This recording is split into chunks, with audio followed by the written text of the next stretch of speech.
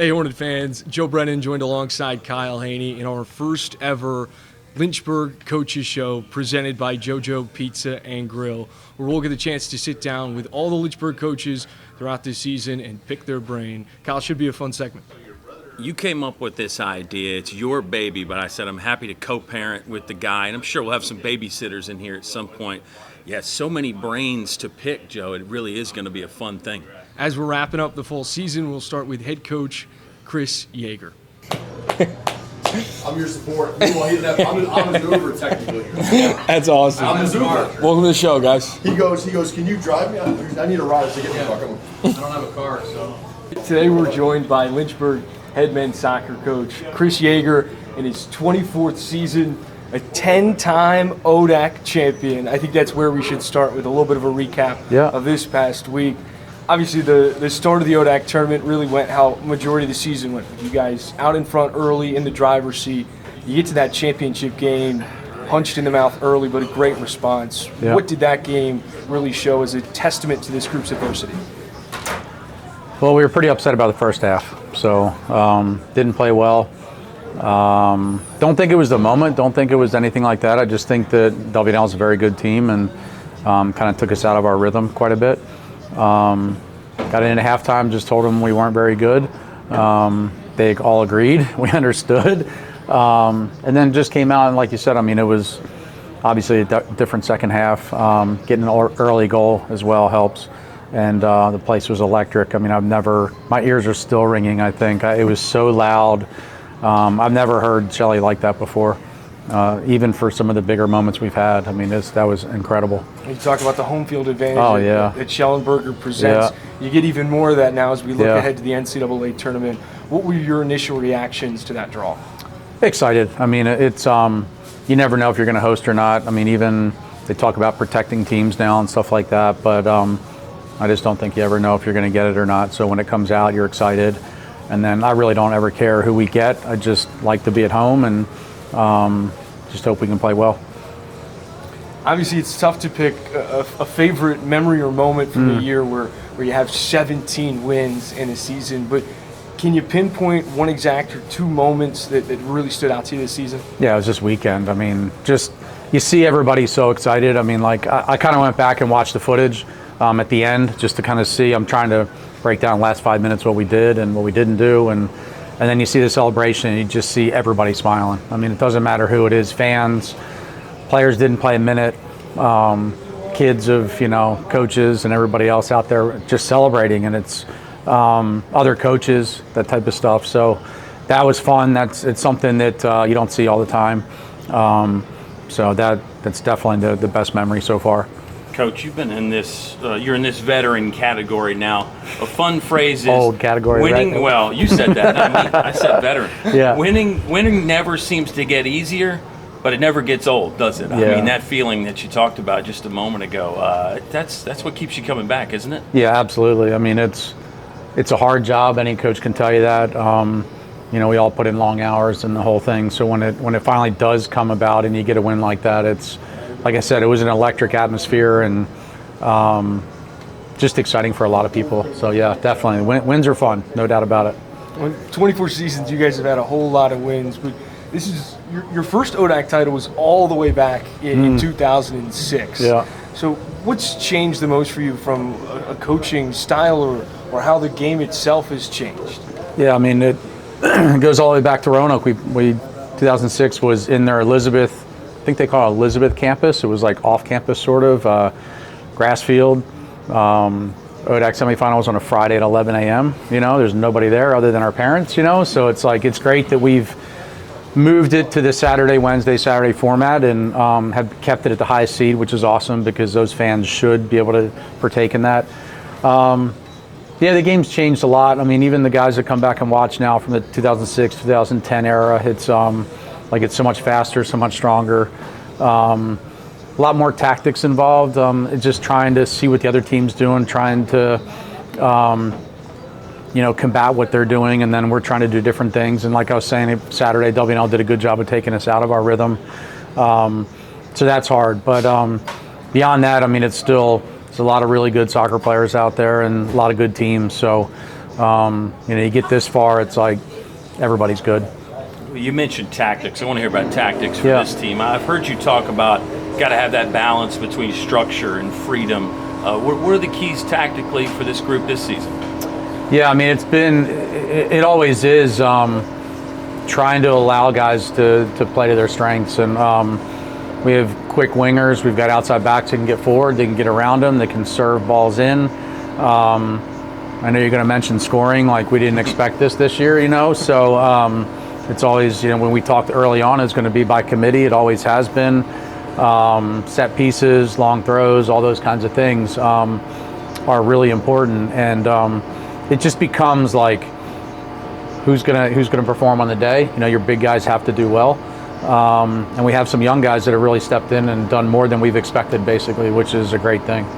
When we talk about offense and set pieces, I set you up for that. You did a little bit. Yeah. And with it on the mind, with it being so recent, Yeah. Keaton Napier Yeah. scoring 2 in the Yeah. ODAC final. What has he meant just as a local kid, as such a pinpoint of that culture? Yeah, I mean, funny part is the game's over, we're in the locker room, and my son's there, and somebody mentioned that Keaton had scored both goals, and I had no idea. Because I was like, I don't know if I was locked in or I don't know what was going on, but I think just my head's still spinning from everything, getting hit in the head, I still haven't seen that, but I need to find it, but my ear still hurts. But I had no idea, because it was that type of game that, the goal goes in, you're not really sure who it is. Celebration happens, everybody's celebrating, you don't care who it is. So there's been a lot of that this year that it's just like, you really don't know who it's going to come from. Super excited for him. I mean, we knew he was a talent in the area. We know the EC Glass coaching staff, half of our guys coach there, half of them coach at, Jefferson Forest, and it's exciting to see that. Randy comes over all the time, their head coach, and he's super proud of Keaton. And it's been great to see him grow in a leadership role. He's in our office this morning, reading a book on Pep Guardiola, and it's kind of cool. I'm like, you can take it with you. He's like, nah, I'm good right here. But it's fun to see. He's been in the coaching world as well now too, and he knows how difficult it is. So we get to see him more because of that, which is good. For those that aren't familiar, Pep Guardiola. Yeah, Man City. Yeah, legend, absolute legend. So just had his 1,000th game. So how about that? Pretty cool. Stats guy, right here. Yeah, pretty cool. How many has Chris Yeager had? I don't know. That's a good question. Good question. Not that many. We'll Not add them that up. many. We'll get you the number here by show's end. Yeah. Going back to the tournament draw, you obviously see a Barry team again that you faced all the way back in August. Yeah. How has this team really changed, developed, evolved since that last meeting? Yeah, I mean, we watched, I'm trying to think where it was first weekend of film, and we had Aiden Cass. We were like, who's that guy? And they were like, you forget that he's been injured all year. So it's like, that was different. Isaac Cruz played on the wing, so we always go back and look at the beginning of the season, and you start shaking your head like, what were we thinking back then? So I think it develops. You hope that you get better as the season goes on, and we improve. We're still trying to improve. So yeah, that's kind of fun though to see that. But yeah, it's fun to see a Barry or Newport. We've seen them all the time. We're good friends with coaching staffs, and Transy goes all the way back to 2010 when we played them. So it's fun. And we've talked a little bit about the offense. Let's go back to your side of the field. As back in your heyday at Virginia Wesleyan, you were a defender as well, two-time all-region selection. Let's give you your flowers a little bit. Right. What's the sense or the overall feeling that you get watching that group play while you stand tall on the bench on the sideline? Right. It's fun. I mean, I think Hinkle and I both come from a defensive mindset, but we've learned going to the NCAA tournament, you got to score goals. So it's great to defend and do really well and post shutouts, but you can still lose posting a shutout. So that's insane. But it's one of those things. So can we score goals? Can we do more offensive output, basically? But yeah, it's been great with Tommy and Benji and Will and Reed and Isaac in the back, and Eric coming in as a freshman has been great.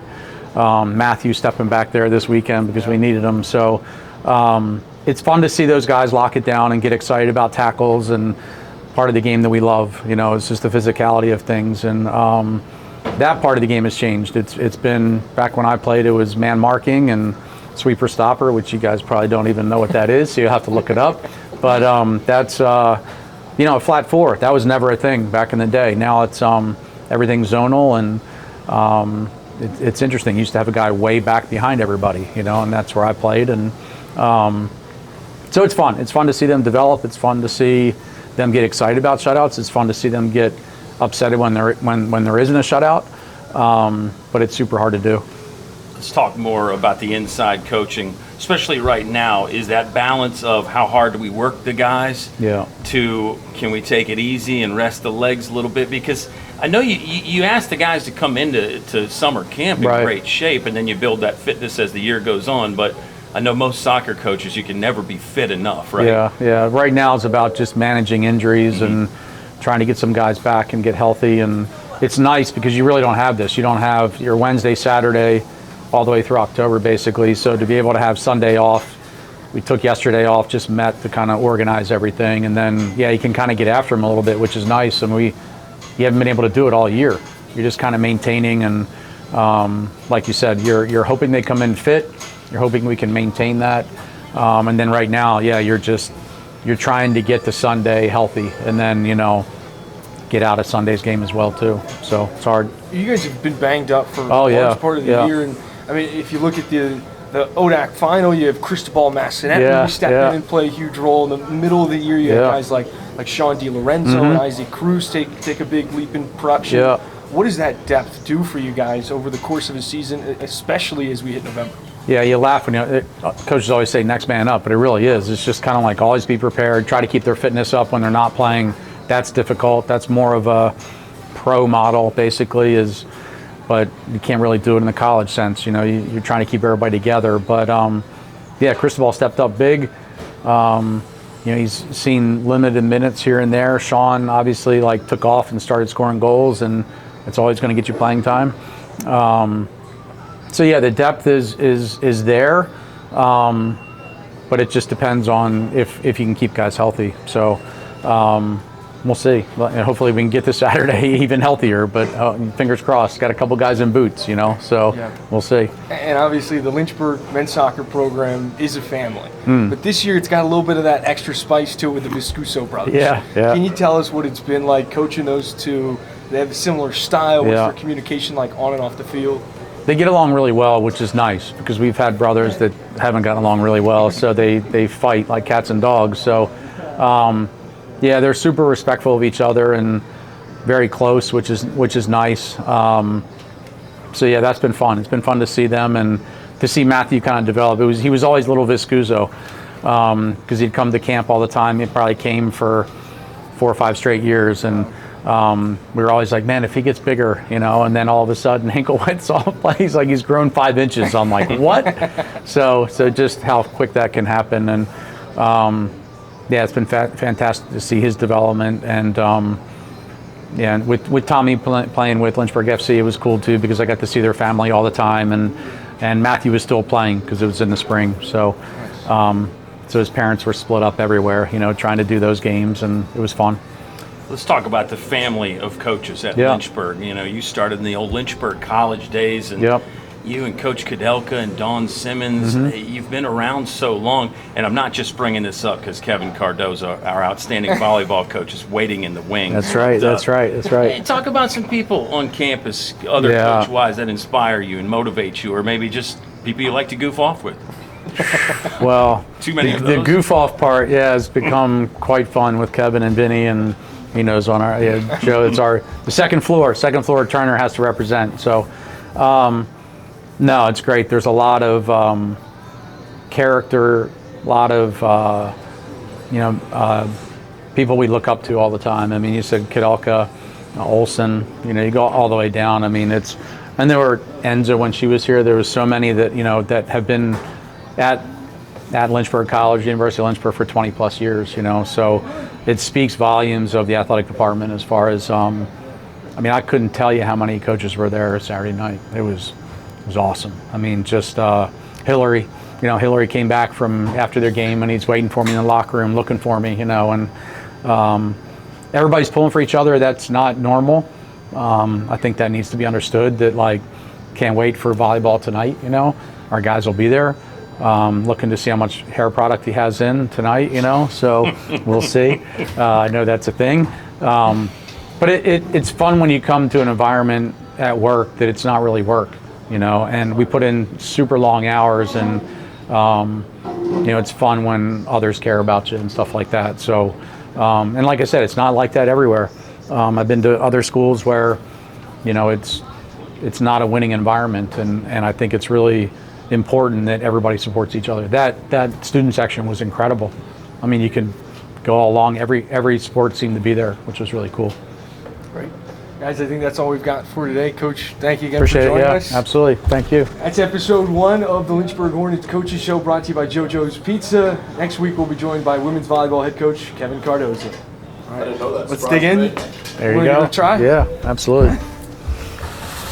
Come on, come eat, man. I thought I Come was eat. third on your list. No, you're up next, man. And by the way, I'm a little upset we didn't get to the question of you won your first ODAC title in 2006. Aside Yeah, from your I knowledge kept in that. pop culture and brain rot, That needed to be said. I think that was a miss. That was for sure a Missed opportunity. Beautiful. Let's Thank you. edit that back in. Yeah, this man. thing's going everywhere. Missed opportunity about brain rot. Yeah, he can put it in there. He can find a way. The problem is he's gonna change.